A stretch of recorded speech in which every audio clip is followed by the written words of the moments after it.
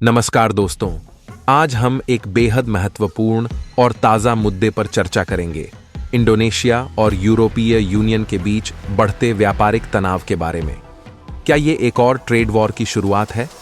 आइए, इस विषय पर विस्तार से बात करते हैं। इंडोनेशिया और यूरोपीय यूनियन के बीच व्यापारिक संबंध हाल के वर्षों में काफ़ी बिगड़ चुके हैं, खासकर कच्चे निकेल और पाल्म ऑयल के क्षेत्र में। इंडोनेशिया ने कच्चे निकेल और अन्य खनिज अयस्कों के निर्यात पर प्रतिबंध लगा दिया है। इसके साथ ही यूरोपीय संघ ने इंडोनेशिया के पाल्म ऑयल और अन्य कृषि उत्पादों के निर्यात पर सख्त वनों की कटाई संबंधी नियम लागू कर दिए हैं।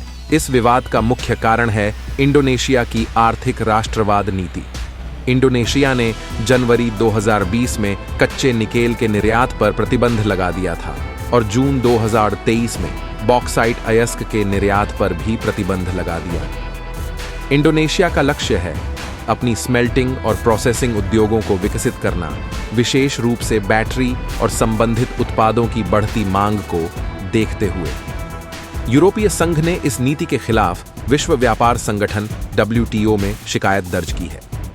यूरोपीय संघ का कहना है कि इंडोनेशिया की यह नीति जैट 1994 के अनुच्छेद 11(1) का उल्लंघन करती है, जो आयात और निर्यात पर मात्रात्मक प्रतिबंध लगाने से मना करता है। नवंबर 2022 में पैनल ने यूरोपीय संघ के पक्ष में फैसला सुनाया, जिसके बाद इंडोनेशिया ने अपील की। हालांकि अपील बॉडी वर्तमान में अस्थायी रूप से बंद है, जिससे इंडोनेशिया को समय मिल गया है। इंडोनेशिया ने तर्क दिया है कि उसकी नीतियां गैट 1994 के तहत वैध हैं और वह कानूनी लड़ाई जारी रखेगा। इस व्यापारिक तनाव के पीछे एक और पहलू है। यह विवाद कुछ लोगों के अनुसार नए प्रकार के उपनिवेशवाद या साम्राज्यवाद की ओर इशारा करता है। कुछ लोगों का मानना है कि यूरोपीय संघ इंडोनेशिया की उभरती हुई अर्थव्यवस्था को रोकने का प्रयास कर रहा है। इंडोनेशिया की महत्वाकांक्षा है कि वह खुद को इलेक्ट्रिक वाहन निर्माण का एक क्षेत्रीय केंद्र बनाए। इसके लिए विदेशी निवेश को आकर्षित करना और अपनी संसाधनों की प्रोसेसिंग को बढ़ावा देना आवश्यक है। इंडोनेशिया के लिए यह रणनीति एक दीर्घकालिक आर्थिक विकास की योजना है, जो उसे एक प्रमुख वैश्विक खिलाड़ी बना सकती है। अब आइए बात करते हैं पाम ऑयल की। यूरोपीय संघ ने इंडोनेशिया के पाम ऑयल पर सख्त वनों की कटाई संबंधी नियम लागू किए हैं, जिससे इंडोनेशिया के पाम ऑयल उत्पादकों पर भारी दबाव पड़ा है। यूरोपीय संघ का कहना है कि ये नियम पर्यावरण संरक्षण के लिए आवश्यक हैं, जबकि इंडोनेशिया का मानना है कि यह उसके पाम ऑयल उद्योग को नुकसान पहुंचाने का प्रयास है। इस सब के बीच इंडोनेशिया ने अपने राष्ट्रीय हितों की रक्षा के लिए कई कदम उठाए हैं। उसने यूरोपीय संघ के खिलाफ कानूनी कार्रवाई की है और अपने घरेलू उद्योगों को सशक्त बनाने के लिए नीतियां बनाई हैं। इंडोनेशिया के राष्ट्रपति जोको विडोडो ने इस विवाद को राष्ट्रीय गर्व का मुद्दा बनाया है और कहा है कि उनकी सरकार किसी भी कीमत पर अपने राष्ट्रीय संसाधनों की रक्षा करेगी। अब थोड़ा और गहराई में जाएं तो इंडोनेशिया की सरकार ने यह भी कहा है कि वे अपने खनिज संसाधनों का मूल्य बढ़ाने के लिए उन्हें यथासंभव देश के भीतर प्रोसेस करना चाहते हैं।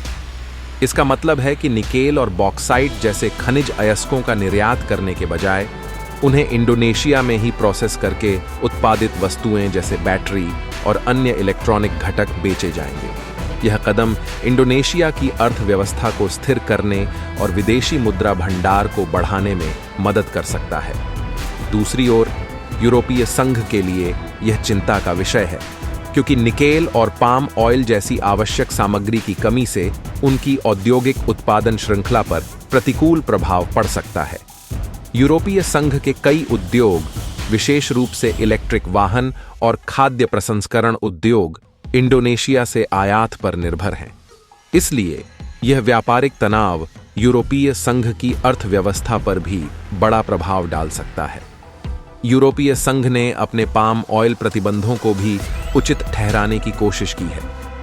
उनका कहना है कि वनों की कटाई के कारण होने वाले पर्यावरणीय नुकसान को कम करने के लिए ये कदम आवश्यक है। इसके अलावा यूरोपीय उपभोक्ताओं में भी पर्यावरण संरक्षण के प्रति जागरूकता बढ़ रही है, जिससे यूरोपीय संघ पर दबाव बढ़ा है कि वे अधिक सख्त नियम लागू करें।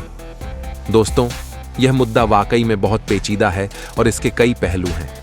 हमें देखना होगा कि यह विवाद कैसे हल होता है और इसका वैश्विक व्यापार पर क्या प्रभाव पड़ता है।